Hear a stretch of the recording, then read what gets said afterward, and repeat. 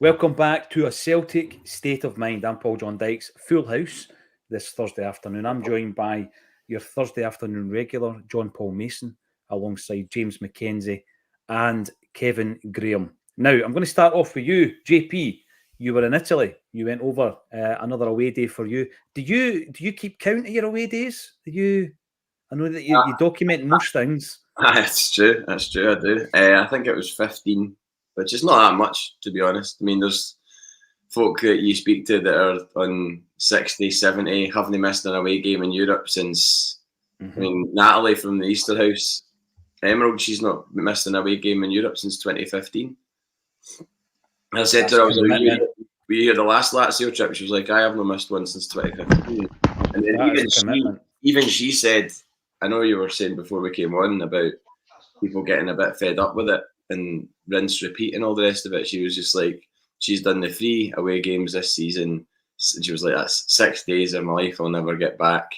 And maybe thinking about watching Celtic on the telly a bit more in the future, because it is a lot of money. And I do it mainly for the experience of the travel, meeting up with my pal Michael, who was on the show, and he was already there. He'd got there on the Sunday. His sister lives in Rome, has lived there for 25 years or so. So he was there, and I met up with him on the Monday, and immediately went out on the Swaldo. But it was great. It was, Monday was a brilliant day. We had some nice food, caught up.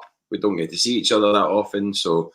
And then Monday night, out for a few drinks, and then Tuesday we had to go out to his sister's, and then it was then about getting a cab from his sister's to the game, which proved to be a difficult task because suddenly the taxis were no longer about, and I ended up just pulling the trigger and going for like the uber expensive option. It wasn't even Uber, it was like IT taxis or something, and for what should have been like a 10-15 euro journey, paid like 30 euros. So a guy came in like a proper like blacked out windows Merc,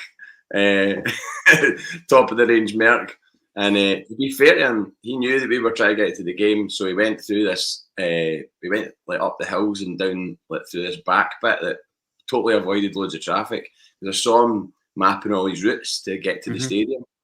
And we get there, and as we arrive at the ground, the policeman straight away just went, Celtic? And we went, yeah. And he went, you need to go that way. So we had to walk for like, 10-15 minutes down this long road, and then back on ourselves into the periphery of the ground. So it took us about 15-20 minutes to get from where we were. And that by that point, it was sort of five minutes before kickoff. And people were walking towards us going, you're wasting your time. Like as we were walking along this long stretch of walkway, and I was like, why did that guy say that? Why are we wasting our time? And then another guy was just like, we'll not let you in. And I went, oh no, don't tell me that they've shut it or something like that. I mean, how could they do that? And people will say, oh well, you were told to be there really early, but circumstances out with my control to do with my hotel and all that. My hotel's water didn't get switched on until 3 o'clock in the afternoon. Complaint has been sent, by the way, to the Hotel California in Rome. And we get the musical drops in early there. But anyway, you should still you've paid for a match ticket. I know. You should be able to go into a game, 10 minutes before kickoff, 5 minutes before kickoff, after kickoff. And we turned the corner and there was just a huge crowd of folk all at the turnstiles, and it didn't move. And we're asking people what's going on. Nobody knew what was going on. There was rumours that fans had been moved from the home end into the away end. And even if that was the case, why should that suddenly stop people getting in that have got tickets through a turnstile? And people started leaving. People next to me just went, sod this, we're going to go and find a pub. People that had like match tickets, that had spent a fortune to get there, just gave up.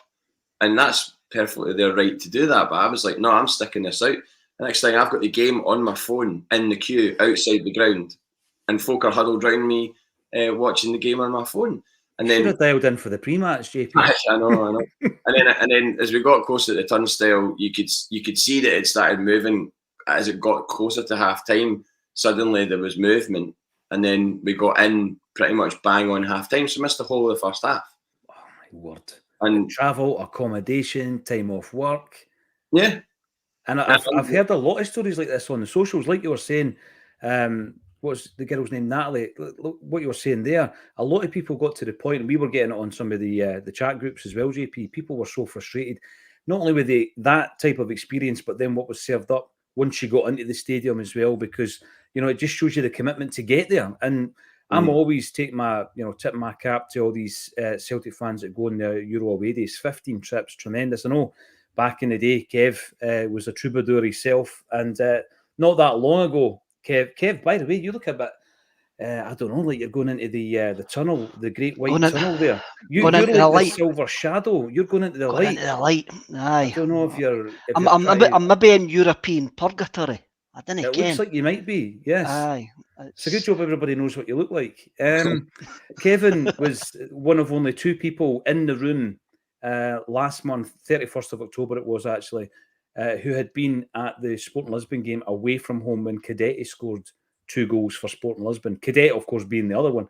But I know that you've had your travels, Kev. I remember bumping into a guy in a hotel foyer who had been to over 100 European away games, JP. It's frightening, the commitment that so many people show.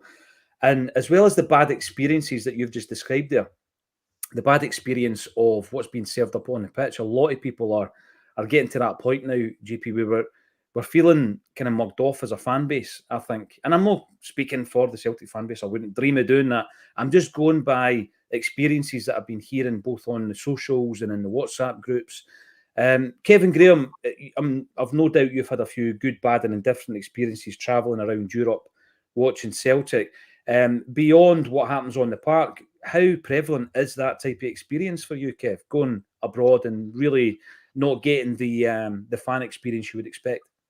Well, we talk about Lisbon in 1992 and we're batting charged by the Portuguese police then for no reason. So that it goes on all the time. I remember Barcelona in the new camp in 2008. We were just held back for no reason.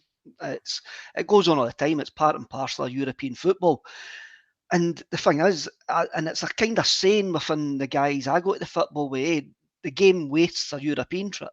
The game is the worst part of a European trip. And it has been like that for years and years now. And my best European trip was obviously Amsterdam. That was superb. I mean, you've got a performance, a great city. Easy to do in the bus. JP was there actually on the same bus as me. Was this pre-Acsom? Aye, it was 2001. Bobby.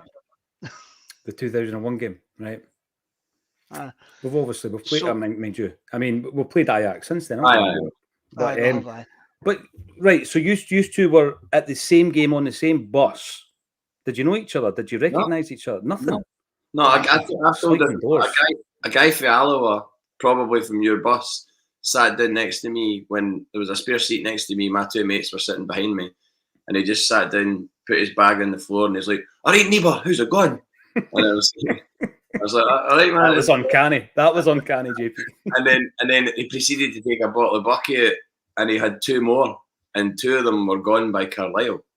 And the guy was absolute. I've never seen anybody still have it together but be so annihilated drunk. And he would just like fall asleep, wake up, start singing whatever song was on the tape, and then fall asleep again. And then I was definitely in kind of awe of this guy that was able to consume that level of tonic wine and still not lose his bodily functions.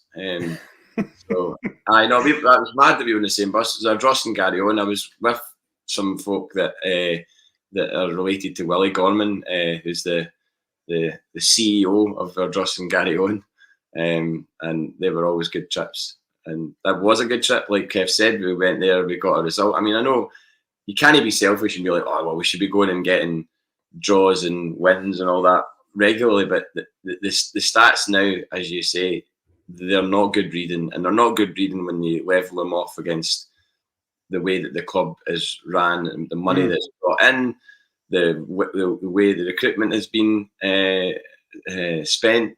Not recruitment's been spent, but the recruitment's been carried out. And yeah, I think there is a growing level of kind of like, what are we doing this for? Like, this is just the same thing every single season. We're not making any real progress. It's so crucial now that they cough up in January and then the summer. Like, seriously invest in the squad. You cannot. There cannot be any hiding from that. It's a case of like, well, all eyes are trained on what's going to happen in January and the summer, and if we don't come out of that January window stronger, significantly stronger. I know that you'll say, oh, it's hard to buy players in January and blah blah blah, but there should be stuff. There should have been stuff happening in the summer with an eye on January, as in like deals should 100%. Have been started. It's not a case of just, oh, we'll wait till January and see what happens and see who's about. Those deals should be already in place, and I find it staggering that we were so well prepared. And yeah, you can't. There's only so far that you can point to the individual games and go, right, bad luck, Feyenoord, the 2 red cards, the last minute goal against Lazio at home. A gallant draw against Atletico Madrid at home, which obviously is the highlight of our Champions League campaign with 1 game left to spare, and then the absolute pasting in Madrid as a result of an early red card, and then last night, what I saw on my phone in terms of the first half. Now, bearing in mind I'm standing in a queue, I'm not fully concentrating on the match as you would do if you were at the game, where you're just like, I'm locked in. But the pace of the game in that first half just seemed so slow. I just kept saying to people, we don't look like there's any urgency. We don't look like we've got any intent on trying to go forward here. It just looked like a containment job. And to be fair, when we went in the second half and we're watching the second half and it's getting up to like the last 10 minutes, I'm thinking, are we going to go for it now? But we're going for it with an inferior attack. If we'd had better players to bring on, and if obviously the injury thing as well, if we'd had Maeda, Palma, Hatate, Abada, that's 4 pretty big players that are going to impact a game at that stage in the game. They brought in Ciro Immobile, one of the best Italian strikers, an international, who, when I saw his name on the bench in the taxi on the way there, I did think, why is he on the bench? He's one of their best players. Yeah. That's a worry that he's on the bench, because if it is in a state of play where it's level, to have him to bring on to go at a tired defence who have been, trying their best all game, and that's exactly what happened. He's the weapon. Absolutely, JP. I mean, after yesterday's show in particular, you get a lot of comments going on about our reaction to that, us focusing perhaps on the board, and you get a lot of people. There's definitely a hardcore who don't want you bringing this kind of thing up, and they mistake what you're saying. James, I'll come to you on this one. They mistake what you're actually saying as spending money just for the sake of spending money. That is not what we're saying. What we're actually trying to say here is you've got to spend money much more wisely. I mean, we're in a situation, JP and I think, that after every single game and then the post-match and then the following day, we've been balanced, we've been fair, we've been looking at all the ifs, buts and maybes at each individual game, other than away in Spain, which was just a disaster. But this time round, there's really a different feeling in that we've been let down as a fan base. And what I don't want, James, is for Brendan Rodgers to be feeling the same way, because since he's come in, you've been at some of the pressers. You asked him the question about European progress. I think it was the first press conference he gave. You asked the question, and some of the answers he's been given have been pretty mixed, and there seemed to be changing direction a wee bit in relation to the quality that he's been presented with. There's players on the bench who were brought in for reasonably big money in terms of what Celtic spend, who have barely had a look in. I'm thinking Lagerbielke. As JP said, there were players who would have started that game who were injured. Absolutely, take that one on board. But it's not just one transfer window, James. I mean, I sent a list to the WhatsApp group, a list of £30 million worth of players who have been purchased in the last 5 seasons prior to this season, who have been flops, a complete waste of money. And then you can add, and I'll list them, but you can also add on top of that all the loan signings who have cost us a lot of money. And then you then start looking at that outlay, 40, 50 million pound wasted on transfer fees, loan fees, wages. And it's not about chucking the money out. I know we are spending money. It's about doing it better, James. We're not doing it well enough, are we? Yeah, it's nothing new. Celtic having an off transfer window or buying players who will never see the light of day. You think the likes your Marion Shreds, your Vacuum Piles, who you just knew from the start they were never going to have a place in this Celtic team. You never knew you knew that they were never going to make an appearance, and they never did. And we're seeing some similar things from the last transfer window. We spoke to Brendan Rodgers at that first press conference, and I mentioned in particular Wood getting over the hurdle of getting that Champions League win that we didn't get last season, and that Champions League win that we haven't had since I think it was 2017. And Brendan said it would be a good place to start, and we don't have that so far, and we've got that final game left to try and get it. But the fact that we're celebrating draws at Old Atletico Madrid like victories now, I think it says all about Celtic's European state of play. Fans aren't expecting too much. I don't think the people at the top of the club are expecting too much. Even the players in the park, I don't think they're expecting too much. One thing that you notice when you watch Celtic in Europe over the last few years is there's almost an inferiority complex where the opponents are offered far too much respect. We almost feel grateful or surprised to be ahead against these sort of teams. And you've got to go into these games with the same confidence that you approach a match in the Cinch Premiership, where a win seems like the only possible option there is, and anything else is an absolute disaster. And I'm not sure if that's a mentality thing. We don't seem to be able to translate the winning mentality from domestic football over to Europe. And I think you've got to buy stronger players to have that stronger mentality as well. Buying these players for around £2-3 million, fair enough, you can pick out some players that have gone on to be flipped for some big money. There is examples of that, but those are outliers. There's far more of these signings that haven't worked out than players that have worked out. I think you have to spend more money. You have to speculate to accumulate, as the saying that's been flying around all over the place. And Celtic, they have the money to do it. They can go out and spend, I was saying, and during the summer, I want us to spend around £8-9 million on a player. I made the ambitious prediction that Celtic were going to break the transfer record in that summer window, which we now know we came nowhere near close to doing so. And I think Brendan Rodgers has been a bit let down in the summer. The only stone left unturned from his first tenure at Celtic would have been some European progress, because he didn't get out of a Champions League group, didn't get beyond the Europa League last 16. And I think that would have been one of the main aims, one of the main motivations for him coming back to Celtic. And so far, he's not been given the resources to deliver on any promises he may have made. And you've got to hope that the backing will come next summer, because I don't think it's going to happen in January. Well, as JP says, and I do subscribe to this, we can't be kind of floundering at this stage and starting to think, well, we need players come January. This needs to have been in place already, so that any deals that we might have missed out on in summer, we can complete them in January. And I think, although I take on board what you're saying, I think we've done some good business in January fairly recently. Obviously, we brought four guys in the day before the transfer window opened a couple of Januaries ago. What I was going to list here, and this is down to the fact that we have spent money, because I remember an interview that Peter Lawwell gave. It might have been that infamous one during the COVID season. Remember the one that was staged? And Jerry McCulloch was given a list of questions to ask Peter Lawwell, and he asked them, and it was answered. And I remember him going on about the money that had been spent. It's not about that. It's about making sure that the type of player we are getting in is capable of either fitting right into a team that's playing in the Champions League or can be developed to do so.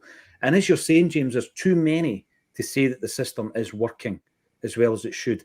So forget the season for a moment. If we then go back 5 seasons, here's how to blow 30 million quid, right? Bernabe, Haksabanovic, Iwata, Shaw, Urhoghide, Ideguchi, Kenny, Barkas, Ayeti, Connell, Bolingoli, Klamala, Soro, Bayo and Sved.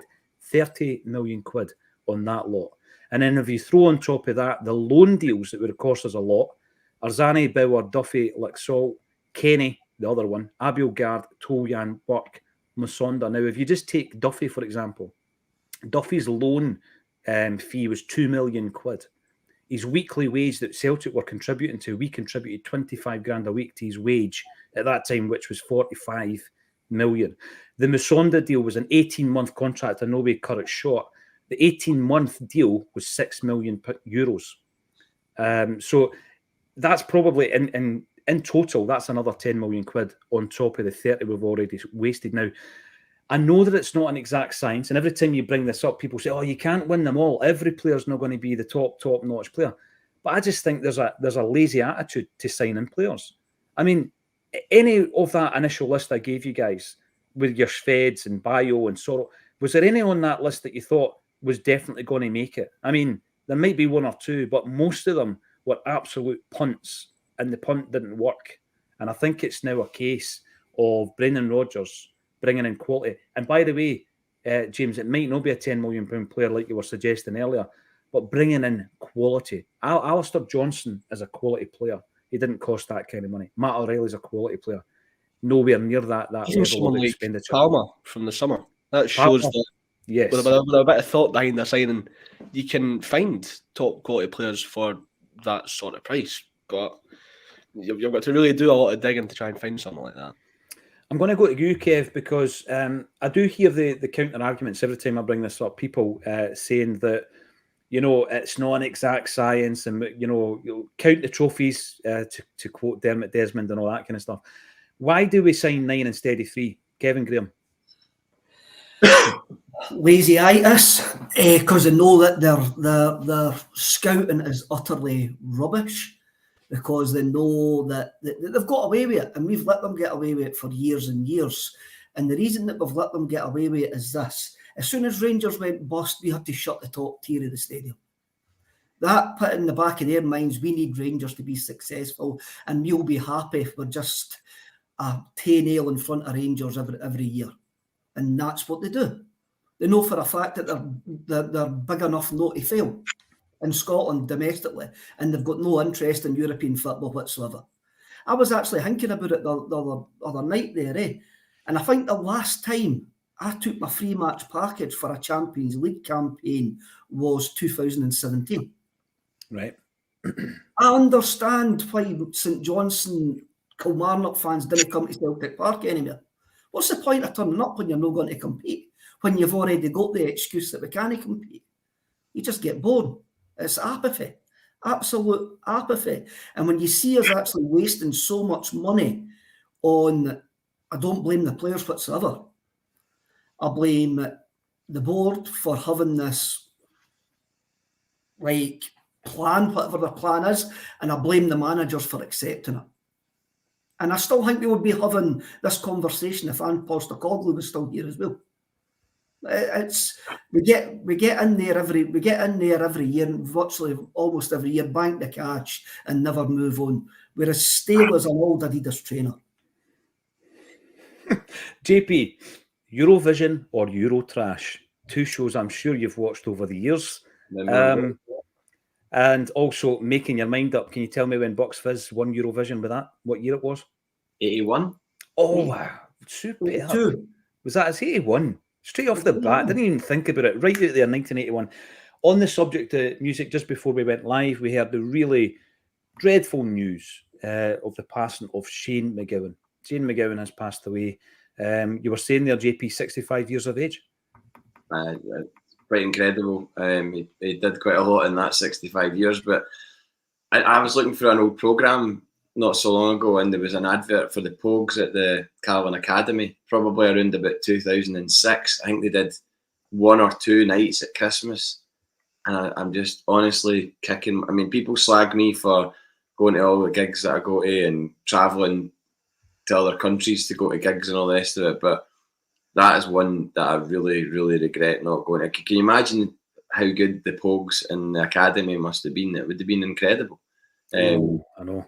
It really would have, and it's just obviously his ill health has deteriorated over the last 15, 20 years or whatever, to the point that the Pogues couldn't play anymore. And I once heard a quite sad story from, this is true, and screw anybody that tells me about mentioning folk. I was doing it, but when I started at King Tut's 10 years ago, so it was November 2013, I was shadowing one of the reps on a show, because that's what you have to do to get experience, and it was Boy George that was playing at King Tut's, and his brother was part of his touring party.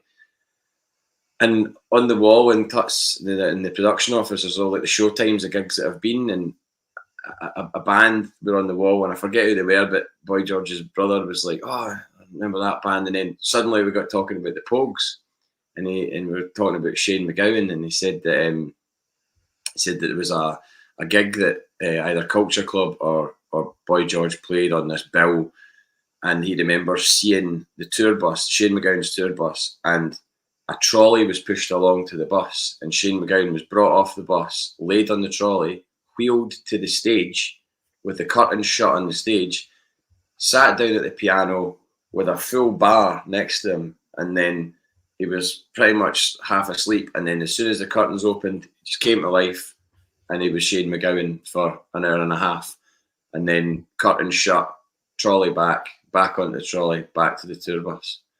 And that was his kind of life while he was touring, I was just constantly on it. But I mean, the documentary, if nobody's seen it, Crock of Gold, I think it is, the Johnny Depp documentary about him, really, really good, and quite a story as well of him, being an Irishman in London, and the racism and everything else that he had to face, which probably was a big part in inspiring him to start the band, and then the success that they went on to enjoy, not least with Fairy Tale in New York, so among many others. But it's sad. It's sad I'm just sad I never got to see them. I really, really am, because I've had If I Should Fall From Grace from God, and Rum Sodomy and the Lash on CD since I was in first year at uni, and they used to get played all the time in Michael's room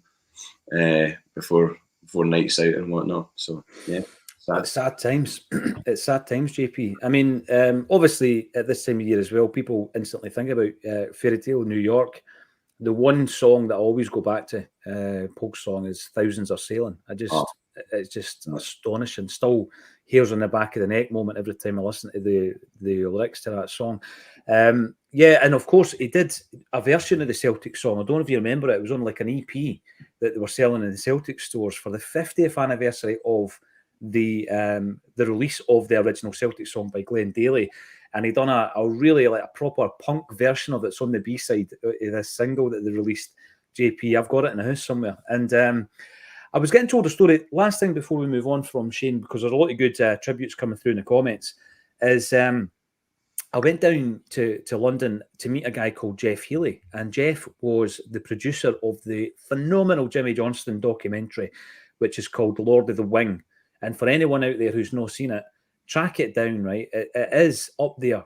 If it's not the best Celtic documentary, it's in the top 2 or 3 for sure. That's the one you'll remember, guys, that Jim Kerr took Jinky to a recording studio and they done Dirty Old Town and all that. So it was all the same. It was a different type. It was a different kind of type of documentary, right? And it was really getting in about the person. And obviously by that stage, he was suffering MND as well. So this, for me, is something that I know you'll appreciate, JP, right? I love things that are lost in the archives and all this kind of stuff. But what they did is they got Shane McGowan involved in the project, and he wrote songs for the documentary. He wrote 3 songs for the documentary, and they recorded them, doing them acoustically, and they never made the cut. They ran out of time. They never made the final cut, and they're sitting in an unseen archive. 3 songs that Shane wrote, Celtic songs, by the way, that he wrote for this documentary. And it's always been on my mind that I need to get back in touch with Jeff to say, listen, how can we tap into these? Because I just think unseen and unheard archives need to be out there. They need to be heard by the masses, people that would love it. Nothing to do with making money, just get them out there. So I'm just thinking as I'm sitting here that we should maybe get back in touch with him. Now, I'm going to ask you the question before I bring some of these comments in, guys, right? I want you to disagree with me. If Celtic have a full complement of players right now, I'll ask you first, James. This is what I think is our strongest 11, okay? And I want you to tell me any of the positions, any of the players that you disagree with. Joe Hart, Alistair Johnson, Greg Taylor, Carter Vickers and Scales, McGregor, Hatate, O'Reilly, Maeda, Kyogo and Palmer. Now, I understand people might be saying, well, where's Abada? Or Scales shouldn't he be in there? Right, I get it. That's my 11. Which of those, if any, James, would you disagree with? Well, if I'm going through my team, I'd go Hart, Johnson, Carter Vickers, Scales, Taylor, same midfield as yourself. Up front, go Maeda, Kyogo, and I'd probably edge Liel Abada. It's either Abada or Palma in there. They both provide goals from that position, so I think you could put either of them in there, and then I wouldn't be too fussed. I'd agree with that. What about yourself, Kev? There's a point. I think Abada's still younger than Luis Palma. So I think I'd probably have Abada in there. We used to always say, and you forget he's only 19. Remember, we said that he was about 21. We were still saying it. Kev, is there any of those players you would disagree with? No, not really. Not. I think your first 11 picks itself quite easily now, and that's quite our strongest 11 picks ourselves quite easily now, and that's quite sad, really. Well, for where we are, and for where we should be and where we are, it's quite disappointing that I haven't got any argument whatsoever. You look as though you're in the victim protection scheme at the moment, Kev. Just want to throw that one out there. JP, what about yourself? Do you disagree with any of those selections? The one with Abada and Palma, and you, people would disagree with that. No, that's pretty much mine as well. Just on Liam Scales, I saw quite a bit of a lot of "I told you so"s about Liam Scales based on the fact that he was out-muscled by an Italian international for a goal. Do you know what I mean? Unbelievable how people just want it. They've been waiting to just go, I said this 3 weeks ago. I know. Bookmark my tweet to tell you and blah, blah, blah. So disrespectful. So just everything that Liam Scales has done this season is completely forgotten about because he got done for a goal against Lazio. And in the 84th minute or the 85th minute or whatever. Total nonsense. Absolute nonsense. I can't believe somebody would just hang the guy out to dry for that. It's almost like people have just been waiting for him to make a mistake so they can go, right, get him out, get Nawrocki in, get Lagerbielke back because they're better. And you're like, what evidence is there to suggest that Nawrocki or Lagerbielke are better than Liam Scales? Liam Scales has provided enough evidence to me this season to suggest that he's better than both of them and therefore should keep the jersey regardless of what happened. Obviously, Brendan Rodgers will need to use the squad. I don't expect both of them, Scales and Carter Vickers, to play every single game in December. I would be astonished if they did. I'm sure you would all be as well. I mean, there's quite a lot of games coming up. And I don't know how many games is it in, like something like in the space of 30 days. We've got an inordinate amount of games all squashed in. Would have liked to have had a League Cup final in there as well, but that wasn't to be. But yeah, I just don't. I think that the Scales thing that kind of irked me a bit when I saw it.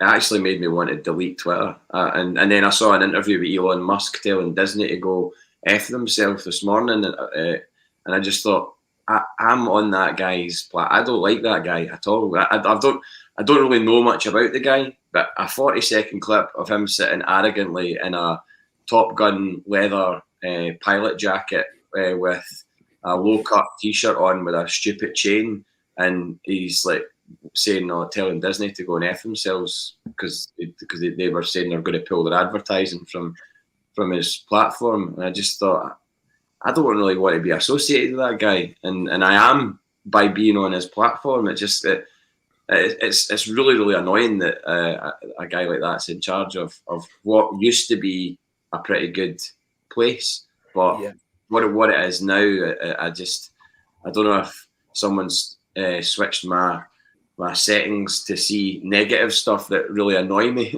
rather than seeing positive stuff.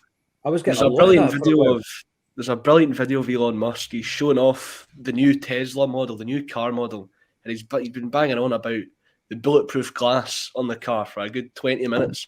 So he goes to demonstrate, he has a brick, and he takes it to the window of the car. First try, the window completely shatters of these apparently bulletproof car. I was hoping it was going to bounce off him and hit him off the face. Aye.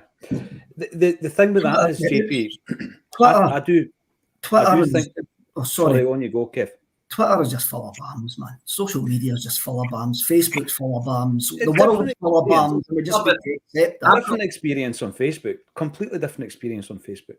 I'd say the same. And Instagram my Instagram's private, so the only I've people not made that yet. the only people that see my Instagram are people that I care about, and the only people that I follow are people that I care about. And but on Twitter, you just get all this, like I said, this negativity just seems to come at you on a daily basis, and whether it's Celtic or otherwise, it's quite overwhelming. Even the Middle East arguments as well, where you see people.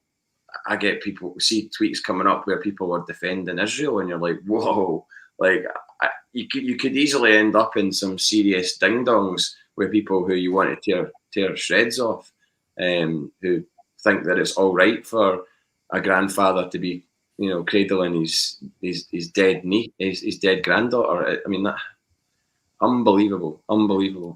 It's a toxic place, and it is getting worse because it's not managed properly. I was going to say this: if you've been harassed or bullied and intimidated on that platform, they'll do nothing. They'll do nothing to protect you, and that's one of the biggest issues as well. So people then start using it and utilising it differently, almost like a news source, almost like a news feed, rather than a place where you can actually engage. And that's sad because it was the engagement that drew us in the first place. Mm-hmm. I've met people on Twitter. That's I've met people. Yeah, exactly. This is it, and it can be a source of good, positive outcomes and experiences. Now, you may be wondering why I was asking what your best 11 was. There is a point to that, right? So largely, the four of us are in agreement. There might be one or two positions there that you disagree with. Let us know in the comments section. Actually, at this moment in time, what is your strongest Celtic 11? The reason I was saying it is if we have to progress in Europe now. Kevin Graham's always said, everybody is up for replacement. If you want to improve, everybody's up. And I like that kind of mindset because you're always constantly trying to improve. But if you were to say, right, okay, from that list of players, which ones are you confident can play and make an impression positively on this Champions League platform? Now, again, I'm going to give you my view. That's all it is. It's just my opinion, and I want to hear yours. So the ones that I think are absolutely nailed down, that I'm happy with going into a Champions League game, even if it's against, like last season, Real Madrid, or this season, Atletico Madrid. And I'm not saying they're elite players. That's not what I'm saying. What I'm saying is, at Celtic's level, these are the guys that I'm happy with going into these big games, these big challenging games. Carter Vickers, McGregor, Hatate, O'Reilly, Kyogo. Now, they're nailed down for me. I think there's an argument for Alistair Johnson. I think there's an argument for Maeda, and there might further down the line be an argument for Palmer. But right now, the ones that I'm completely convinced of totals 5 out of 11. James, from the list, where are you with that? He's on mute. He's on mute. Or he's just thinking to himself. I'm lip syncing. From the list that you've given me, I'd go... people have been a bit critical of him. I was critical of him again in the defeat against Atletico Madrid, especially. But I think Alistair Johnson has shown enough occasions for Celtic that he rises to the occasion. So I'd have Alistair Johnson in that bracket. Cameron Carter-Vickers as well. We know all about him. You could perhaps have Liam Scales in there. People might say it's a bit premature. I'd throw Liam Scales in there. McGregor, O'Reilly, Hatate, Kyogo and Palmer. There's the players I would list on it. We saw some good quality from a player like Abada in the Europa League, but we've yet to see that translate to the Champions League because of injuries and the rest of it. But those are the players I'd have listed. So how many are you short then in a starting 11? How many are you short? You're missing a left back, a goalkeeper, and perhaps another attacker. in that lineup for me. What about yourself, Kev? Because the whole point of this, obviously, is getting to the point where you're the best you can possibly be. You're never going to win the Champions League, but you're looking at that strongest 11. And as a Celtic fan, I want all 11 of those players to be up to the task. On a personal level, I think 5 of my team are. There's 2 or 3 who might be. But that shows that half a team, you're half a team down if you want to make the best impression you can in the Champions League. How do you get the 6 players that you need? Well, you're not going to get it in one transfer window. And by the time you get 6 players that you think can fit into that team, you've probably lost a couple of the ones we've already mentioned. And this is the cycle that we are currently in. And this is why every transfer window is pivotal, that you bring the right quality in. Kev, let me know, do you agree with me? I say 5 of the 11 are good enough for this level. What do you reckon? Let me think. One thing about that 11, and I'm going to say this, going back to JP's Liam Scales point. I've never came away from a game this season, even on Saturday, they said no players are no trying. They're no gain 100%. I fully back the players in all of this. And my opinion of the players is, it's not their fault that they're there, but it's our job to support them when they're there. And it doesn't matter the long-term thinking. Liam Scales has been fantastic for us this season. That's it. End of story. He is going to make mistakes. Every player's going to make mistakes. Right. Alistair Johnson's been a bit of a disappointment, so that's probably a question mark for me, but this is his first year playing in Europe. So that's, for me, right, that's fine. I'm going to give you that year. Callum McGregor is a no for me because he's been there over the last 12 years when we've been utter rubbish in Europe. So he's had his chance and we need to have a look at an upgrade in his position. Atati and O'Reilly, possibly, and that's it. That's it. Every other position is up for grabs. So how many have you got? I thought I was being harsh with 5. You've got 3. Right. JP, you can see where I'm going with this, right? It's just to try and get to that stage, particularly when you look at the money that we've actually thrown down a black pit, 40 million quid, there or thereabouts in a 5-year period, could have bought you the players that you're missing in this team. So what do you reckon, JP, from that 11, going into a European campaign, who are you happy with? Who can live at that level?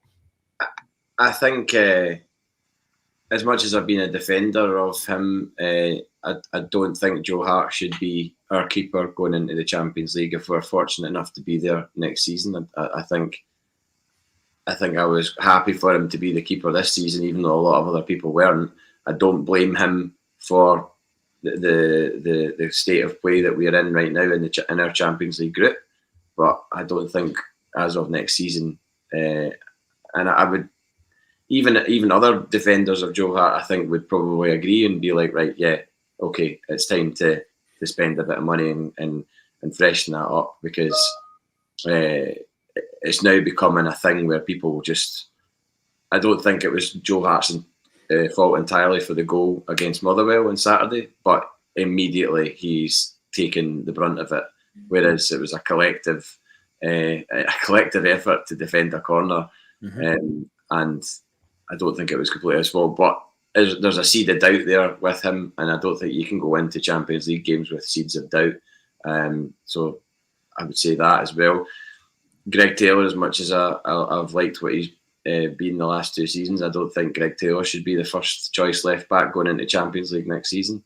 No. And Norda, and as much as I've defended him, Norda, I think Liam Scales should be either. I think Liam Scales deserves to play this season, but we should be looking to improve on him in that position in the summer, whether it's Nawrocki coming in and playing himself into... I mean, we've spent a lot of money on Nawrocki to be in that position, so whether it's him coming in and proving himself when he gets an opportunity, say Liam Scales gets injured and Nawrocki comes in, he could end up making that place his own, and Liam Scales becomes backup. And in which case, you've got a different defence going into the Champions League. You've got a bit more power, you've got a bit more height. With Nawrocki potentially, you would assume that's why we've bought him. And then into the midfield, Atati, I'm not completely convinced by in terms of being a nailed on starter for Champions League. O'Reilly, absolutely.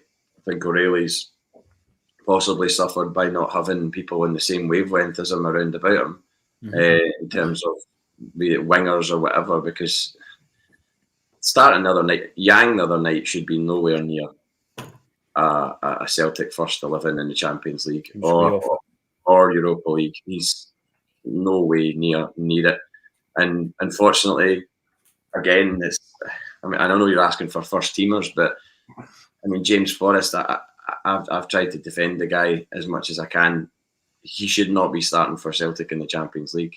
I think he can still do a job domestically, but it just shows you how dilapidated we were in having to play Yang and Forrest on the wings and there's such a huge drop off in quality. That's the problem, though. They're all can do a job domestically. And that's where our board ambition is, because I know there's a large section of our fans just want to be in front of Rangers. And that's it. Yeah, but I disagree on that. And they'll roll up and they'll buy their season tickets, they'll buy their merch, and they'll go on. I disagree with that. And I spoke to Paul about this the other day, about this whole, this downsizing mentality. I just think it's been bad recruitment. These players have been brought in, not because they've been thought of as being like, oh, well, they'll be good enough to get us through a domestic campaign. They've genuinely probably been signed off thinking that they're going to be good enough and they're going to develop and become a European level player. But I'm going to agree with you there, because you did mention a couple of players. Our replacements, European quality replacements, could already be in the building, and it's up to Brendan Rodgers to find that out. That is, and I agree with you about Yang, but all these guys now can walk Scottish football. And most of them. I think the players you're talking about probably is Nawrocki. Very, very unlucky with injury coming in, but you don't shell that kind of money out just to beat Livingston. No disrespect to Livingston. You're probably doing that with one eye on the European level. I think Palma's in that boat as well. So, no, I know what you're saying, JP. Palma couldn't do it at Easter Road against Hibs. It was useless. Absolutely useless. I mean, so that was at Hibs. That's a must-win game. That's a game we've dropped points in.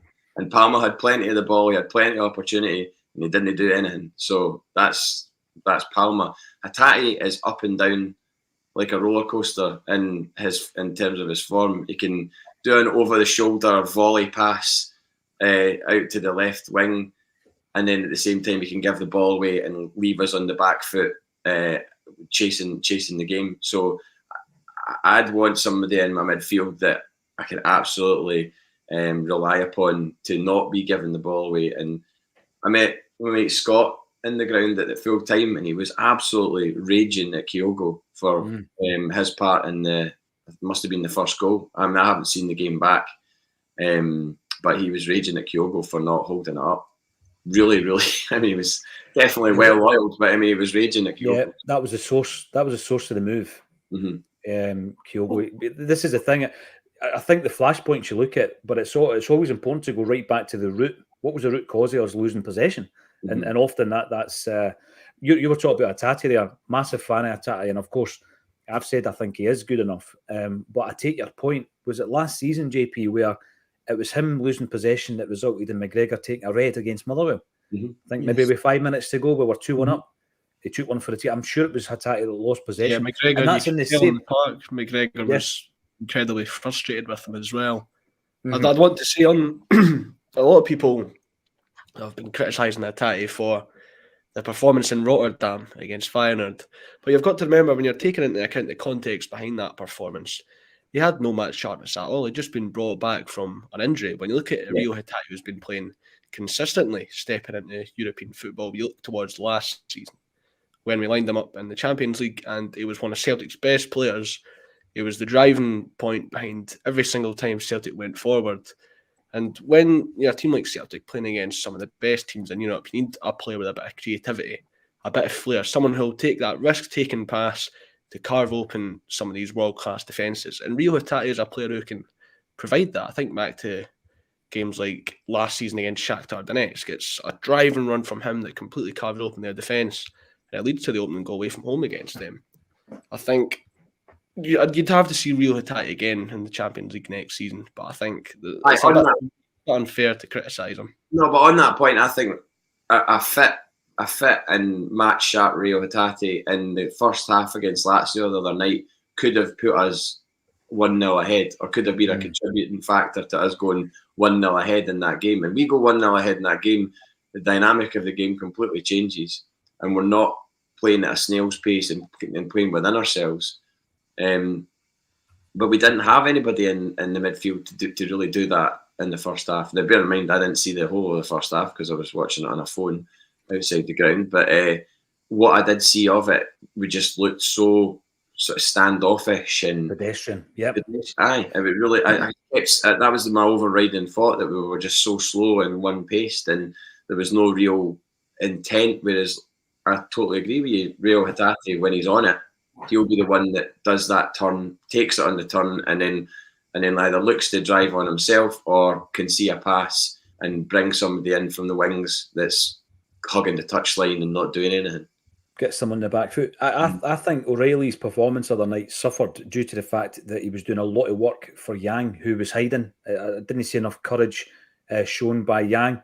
Game was maybe too big for him. But going back to the Rotterdam thing as well, James, I found it strange the position that Brendan Rodgers deployed Rio Hatate in. Remember, he played him really high. He was like the last man. He was actually ahead of the striker, and he was running down the goalie and the final defender and all that. It was a strange night. Even on that night, when people point to try and take some positives from this group stage campaign this season, they'll say, "Oh, that first half against Feyenoord was really encouraging." Well, all these chances that provided a bit of hope and a bit of encouragement, who created them? Who put these chances on a plate? Who was taking these shots? It was Rio Hatate. It was Rio. So I think some of the criticism has been a bit unfair. That's been. I think the point I'm making here is we've given our kind of strongest start 11 with the caveats that obviously Abada, when fit, could be in there, or perhaps Nawrocki will be in there once we see the best of him. But what we would need to do to get that up to 11 guys that you're happy with in the Champions League is you'd need to go through another 2 transfer windows where you buy 3 players of that level. 3 players who would go right into the team and make a positive impact in the Champions League.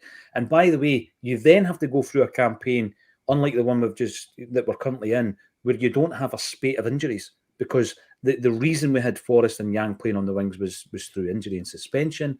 The reason previously we've played O'Connell against Barcelona or Sidi Yanko, we've played these guys because of the... So it's not even just a case of having 11 guys that are good enough at that level. You've also got to have the backups as well. So if you're going through a transfer window and you're not bringing any in, which it's questionable if we have done in the last 3 transfer windows, players that would come in and make that positive impact, then you're way behind. You're way behind the amount of quota of players you need to make an impact in this Champions League. The margins are so slim, and we're not getting a big enough hit rate. There's loads of good comments coming in. Some are actually supportive of the board, and I totally expect that. Big shout out to Philippe, who's supporting the channel. Thank you very much for that. Thomas Burns, famous name. Celtic in January, we tried. We just couldn't get the deal over the line. January is a hard month to sign quality players we need. We just ran out of time. What you're doing there is you're giving us all these excuses that we've been fed in the past. I don't think we can afford to be fed those excuses, because we're not just buying them in January, Kev, to see us through the end of the season. It's like going back to what JP says. What we want in January are the guys that are going to be starting the Champions League next season. You mentioned a word, Paul. You mentioned a word, and it goes back to JP's point. It's courage, right? I've mumbled on here quite a few times. It's got to be hard to be a Celtic player. You've got to have a different mentality to be a Celtic player, or either this all-consuming beast will actually eat you, right? So Palmer having a dodgy game at Easter Road, you're just in the door. He's no used to this level of expectation. I would expect that. Alistair Johnson's drop-off, injured towards the end of last season, coming into this season, I would maybe expect that as well, that he's still struggling to come to terms with a Celtic player. You've got to bring in guys in January that have to adjust, and it could take them a year to adjust to the pressures of playing for Celtic. If you'd be gone for the St Johnstone on a Saturday to the new camp on a Wednesday night, that is a massive... Bucky Thistle the following Tuesday. Bucky Thistle the following week, aye. there's a courage there. But what's more important for me for January, and this goes back to you saying actually you need 3 players. Our wage bill is less than Rangers. Think about that. Our wage bill is less than Rangers and is still absolutely bloated. we need to reduce our first team squad to the same wage bill but with less players. Then that is where the board have to go. And also, one of my biggest criticisms of the board is they should plan for being out of Scottish football. That's where they've lacked ambition. They haven't looked at a way to get us out of this utter mess of a league that we're actually in. But that's what we need to look at. Right, we've got a £60 million wage bill. That should be 20 players. That should be 20 first team players, and everybody else should be made up of guys in the youth and the B team. Listen, I agree with that, JP. That's where we should be. The figure that Brendan's been talking about is having a core group of 17 with a kind of long list of 25. We've got well over 30 players. So if we were to look at that wage bill and say, right, maintain that, but let's go for the 20 players, then you're going to get a higher calibre of player. And I know that even the list I read out, a Yeti, 5 million, Barkas, 5 million, it doesn't guarantee success. I totally get it.